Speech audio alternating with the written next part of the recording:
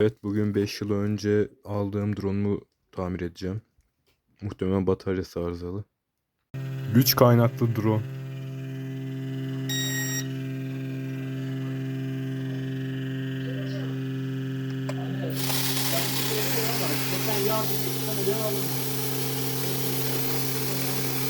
Buna bunu taksak nasıl olur acaba?